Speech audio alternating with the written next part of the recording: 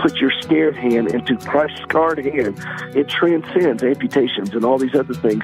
And we can trust him with these things, knowing that he's going to bring this to a place of something extraordinary, but it's going to be a dark road for us.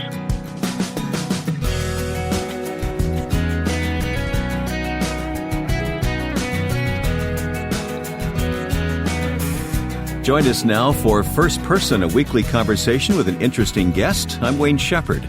This week, we'll be encouraging caregivers everywhere as we talk with Peter Rosenberger of Caregivers with Hope.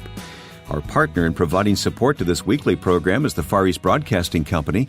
FEBC faithfully introduces people to Christ and disciples them in the Word. And I hope you'll take the time to learn more about FEBC and ways it proclaims the gospel in many lands through radio at our website, firstpersoninterview.com.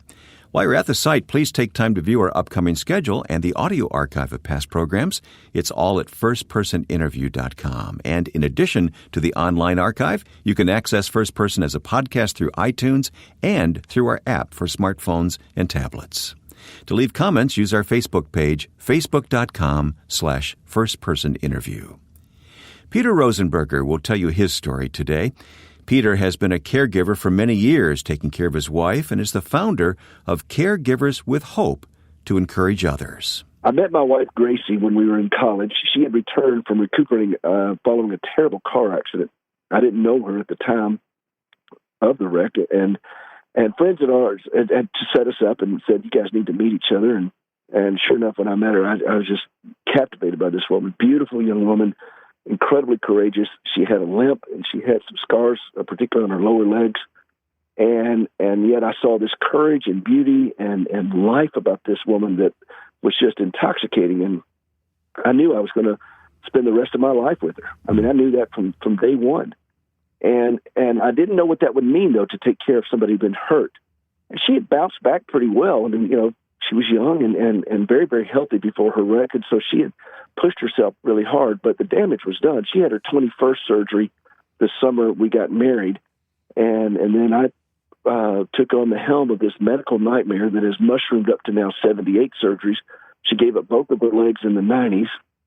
She has been treated by more than 60 different specialists in 12 different hospitals, 7 different insurance companies, and more than $9 million in medical bills. Wow. And Gracie and I have forged a life together through some pretty rough waters. And they continue to go. I mean, this is not over. She has had several procedures in the last month, and she has more things scheduled. Well, Peter, she has been through so much, and you've been through it with her, but how's her spirit? How's her attitude about all of this? Well, she's a remarkable woman. This is what I saw when I first met her. I mean, this is the strongest woman I've ever met, and the strongest individual I've ever met. She is, I tell her she's like a Timex. She takes a licking but keeps on ticking. And she is has a zest for life that is unquenchable. I mean, she learned how to snow ski as a double amputee. She and I launched a prosthetic limb outreach to amputees in West Africa. She wanted to put limbs on her fellow amputees. I mean, this is a woman who has an enormous passion for serving others, serving the Lord, serving her family, and wants to live life to the absolute fullest that she can do. And tell me about your family. Well, we have 2 sons, and they're older now. One's 28, and the other is 24. And in fact, we just had our first grandchild.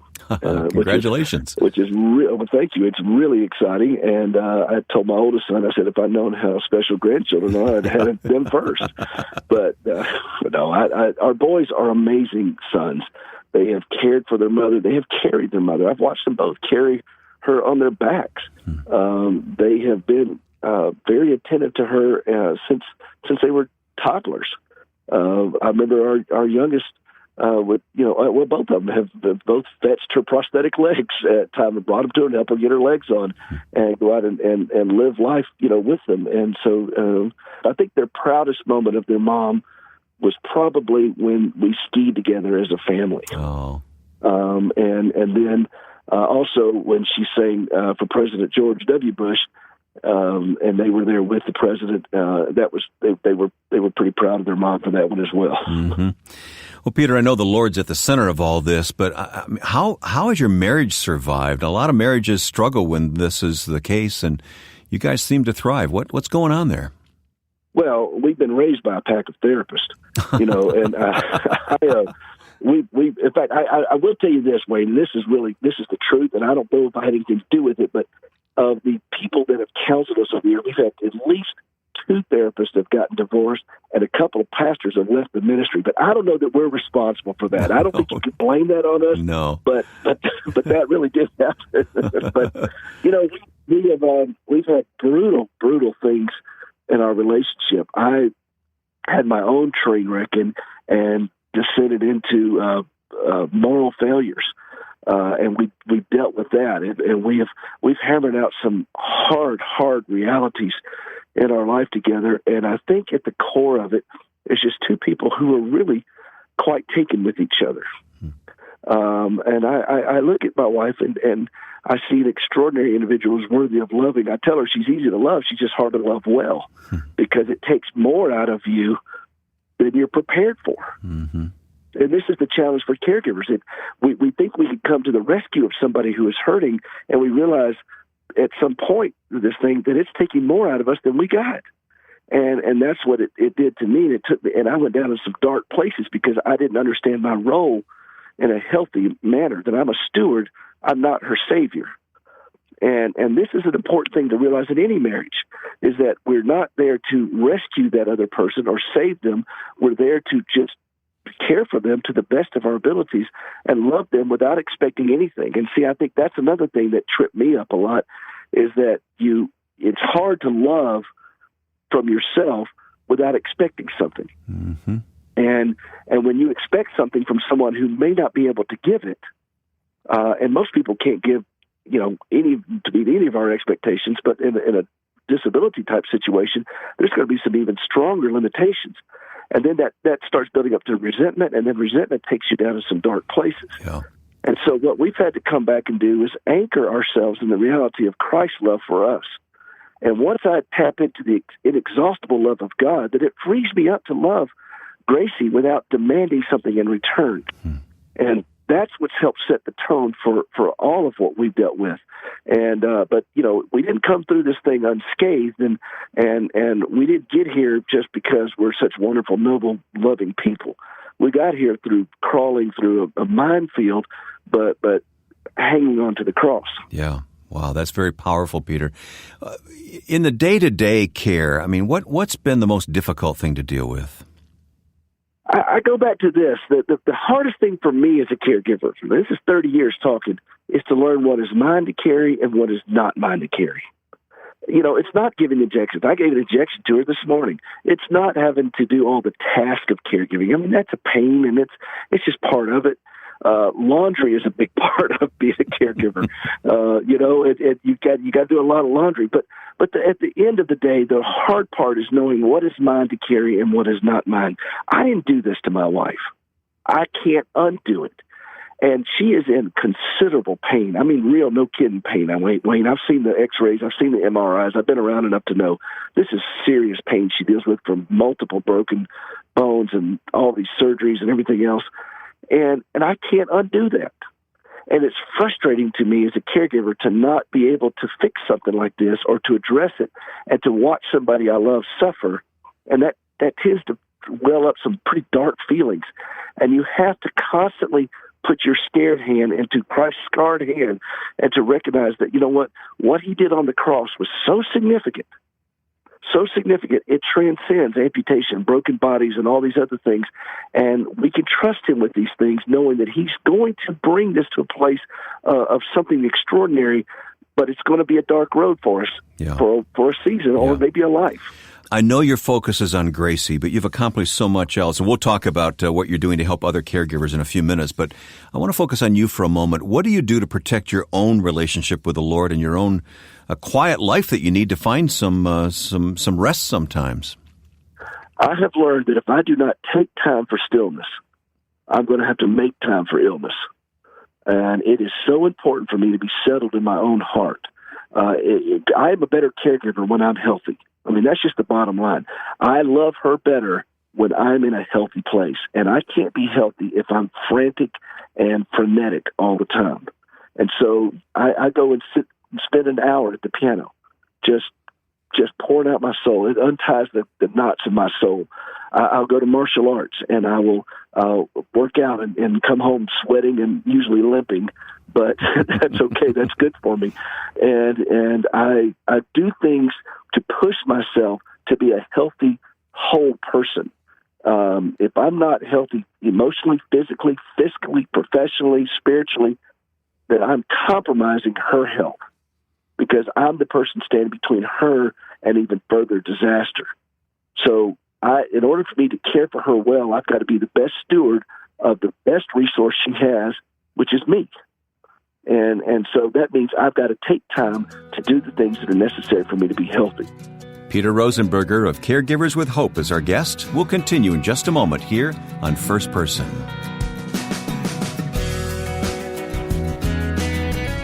This weekly program is produced in cooperation with the Far East Broadcasting Company. Together, we are committed to telling the stories of Christ at work in the nations of the world. FEBC broadcasts the gospel in nearly 50 of those countries, reaching people in over 100 languages, introducing them to God's love and discipling them through God's Word. To learn more about FEBC and its broadcasts, please visit firstpersoninterview.com and click the banner FEBC. That's firstpersoninterview.com. My guest today is Peter Rosenberger. Peter is the founder of Caregivers with Hope. And, of course, caring for his own wife, Gracie, as we've learned here today. What a powerful testimony this couple has. And, Peter, I want to talk now about this organization. When did this come into your mind that what you're going through is something that other people are going through, and maybe you need to help each other?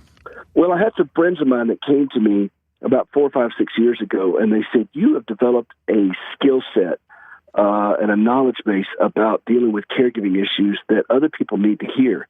And I didn't really think about it too much. I was just doing it. I was just taking care of my wife. And a lot of caregivers are like that. We don't really consider ourselves caregivers. In fact, I did a thing with Jeff Foxworthy for AARP a while back called You Might Be a Caregiver If. Yeah, I saw that. That's great. Yeah. If you have a professional carpet cleaner on retainer, you're probably a caregiver, And it's really funny. And I wanted to do it in a lighthearted way to show people, okay, here's the reality of being a caregiver. Well, I thought, okay, well, I started writing down some things that would be helpful to people. And before long, all of a sudden, people were calling up and asking more, and I was speaking at places. And then they wanted me to do a radio show, and I put a new book out called Hope for the Caregiver.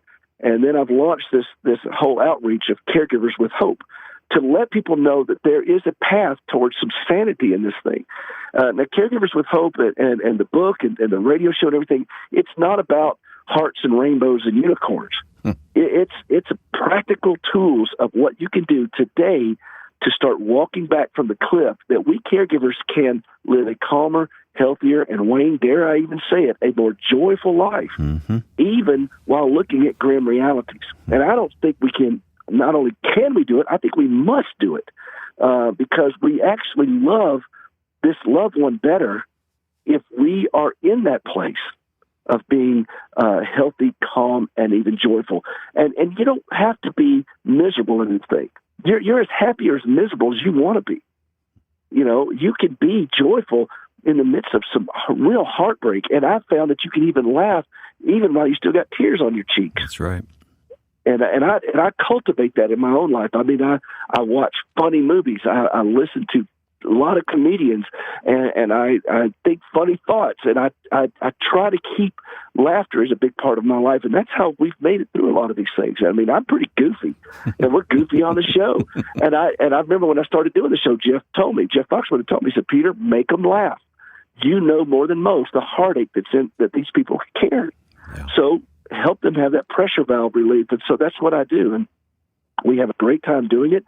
And I speak to churches, I speak to organizations, I speak to counselors and so forth, and I'm on a mission to equip my fellow caregivers with the tools to help them live a calmer, saner, healthier, and even more joyful life, and also to people that are marketing products and services to these caregivers. I want to show them how to connect them. What does that mean to talk to a caregiver? I speak fluent caregiver, so I want to make sure that people know how to help a caregiver. That's so important because a lot of people don't know what to say to the person pushing the wheelchair. Yeah. But I do. Well, talk more about what you can do to help these dear people that, sometimes you got to feel pretty lonely out there taking care of someone like that. It is a incredibly lonely journey. And one of the things that caregivers struggle with is isolation. And so I help people push back against that. And the other thing is I want people to know how to speak to a caregiver. So when you go to a caregiver, don't say something like, hey, let me know if there's something I can do. Well, now I got to think of something for you to do. Right. And then I got to work up the courage for you to do it and to ask you to do it. And then I got to hope that you'll want to do it. And then if you mess it up, I'm going to have to probably clean it up. Or if you stop doing it, I'm going to have, that's not the way to do it. I've seen that happen. So what's the alternative? Well, you're at the grocery store and you say, hey, look, I'm over here at the grocery store. Can I bring you a gallon of milk? Man, that saves me a trip to the store. Absolutely. Or, hey, I know a guy that cleans gutters. He does it for me. Can I send him over to your house and get your gutters clean? I mean, how many people think it's a good idea for a caregiver to be on the roof? Or when's the last time you saw your doctor? 72% of caregivers don't see their own doctor. They say, well, I don't have anybody sit. Well, can I sit with your loved one while you go to your doctor's appointment? Or if they need specialized care, can we subsidize that care for you to go see your doctor? And so we have a nurse or somebody can sit with your loved one. That's a great thing for the church to do, like the mercy ministry of a church or something. Don't send a check, send a service. Yeah. Hey, let's talk about the emotions of the caregiver. And I realize we're focusing on the caregiver and not the person who may be disabled here, but listeners understand that that's our focus and that's who we're trying to help here today. What are some of the emotions that a caregiver feels? Fear, obligation, and guilt. The fog. And every caregiver deals with this. All right, talk about fear. They're crippling. Well, we indulge in the wreckage of our future. We are so worried about what's going to happen. Well, a lot of things never do happen. And even if they are fear-worthy, there's really nothing we can do about that at this point. We're going to have to just deal with today as it is. Nowhere in Scripture does it talk about a guy taking care of his wife through 78 surgeries and multiple amputations and so forth. But there's a lot of stuff in Scripture about being afraid. And God says to us, fear not, be still. It's going to be okay. Fear not. He knows we're scared, and he assures us with his presence. Yea, do I walk through the valley of the shadow of death, I will fear no evil. Well, that valley of the shadow of death can be a really long valley sometimes, but the promise still applies. And we can trust in him with strength for today, bright hope for tomorrow, and realize that if he's Lord at all, well, then he's Lord of all. And I can rest in that, knowing that even in this craziness that I'm looking at while Gracie's going into a seizure or where she's groaning in pain, that I can weep before the Lord, but know that I'm not weeping alone, that his promises do apply, and that he will sustain us through these things. And he does. You mentioned the acronym FOG, F-O-G, fear, obligation, guilt. What about obligation? Obligation is a petri dish for resentment. I mean, and here's how you tell if you're dealing with obligation. I got to do this. I need to do this. I should have been doing this. And you feel obligated to do it. You don't want to feel obligated all the time. You don't want. Think about if somebody was feeling obligated to care for you or to love you. You wouldn't like that either. No. Replace that obligation with, instead of I got to do this, it's stewardship. It's stewardship. I don't own this. I didn't do this to my wife. I didn't cause this. I am a steward of it. God has placed me here for a specific reason, and that is to care for her to the best of my abilities and trust him with the things that I have no control over. And knowing that I do the best that I can, and that he gives me the strength to make amends for when I screw up. Not if I screw up, but when I screw up. And that takes you down to guilt. I'm not talking about guilt over big-time sins that get great press. I'm just talking about guilt because I can jump into the shower and stand up in the shower, and she can't. I'm not in pain. She is.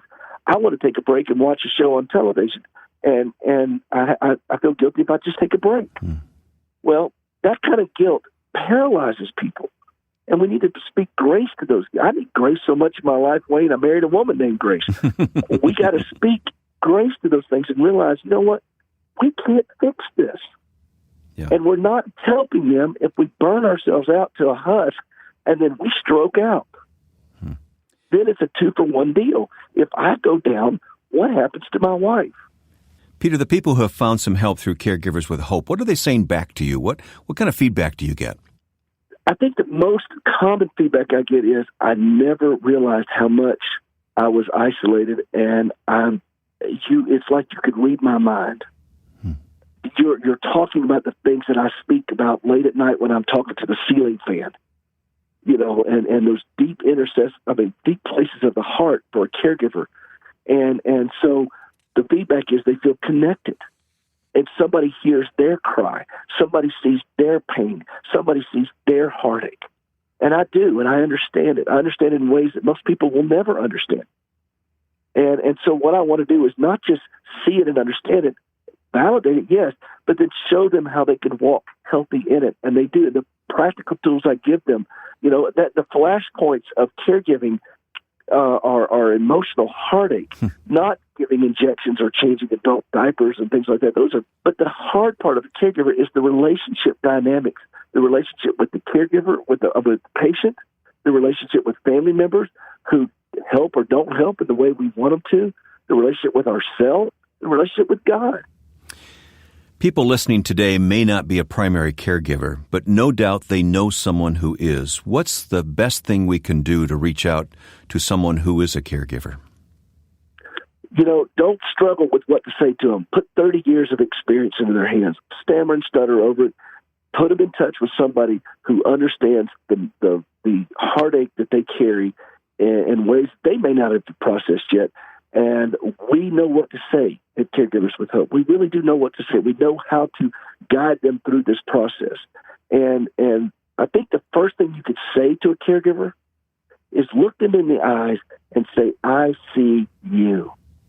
And I see the heartache that you're carrying, and my heart hurts for you.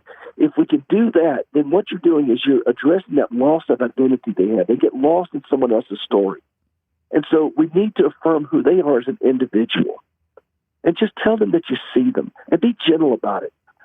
The greatest gift someone ever gave me, Wayne, was one time I was going back and forth to the hospital, and I stopped off at some friends of ours' house to pick up something for Gracie. And they had a bowl of soup and some cornbread. And they said, your kids are fine. Gracie's at the hospital. She's fine. You sit right here. We're going to stand guard. This is a safe place for you to have a quiet meal. Wow. And just be still. And I thought, and I get choked up just thinking about that. That was a great gift that they gave me. They cared for me in the best way they knew how, and it was meaningful. And it doesn't require opulence. It just requires sincerity and authenticity. You'll find additional information about today's guest, Peter Rosenberger, and Caregivers with Hope on our website, firstpersoninterview.com. And to listen to an interview you may have missed here on the program, please visit firstpersoninterview.com and click on the archive for the long list of conversations available. And then, to leave a comment on what you hear, please go to facebook.com/firstpersoninterview. That's facebook.com/firstpersoninterview. This program is produced with the support of the Far East Broadcasting Company. Two young men named Bob Bowman and John Broger established FEBC in 1945 with one goal in mind: to broadcast Christ to the world. Today, FEBC's programs are heard on AM and FM stations worldwide, as well as by shortwave, satellite, and the Internet. Always broadcasting in local languages, FEBC last year heard from over 2 million listeners who responded to the gospel teaching. If you'd like to learn more about the Far East Broadcasting Company and how you can be involved, please visit firstpersoninterview.com. Now, with thanks to my friend and producer Joe Carlson, I'm Wayne Shepherd. Join us next time for First Person.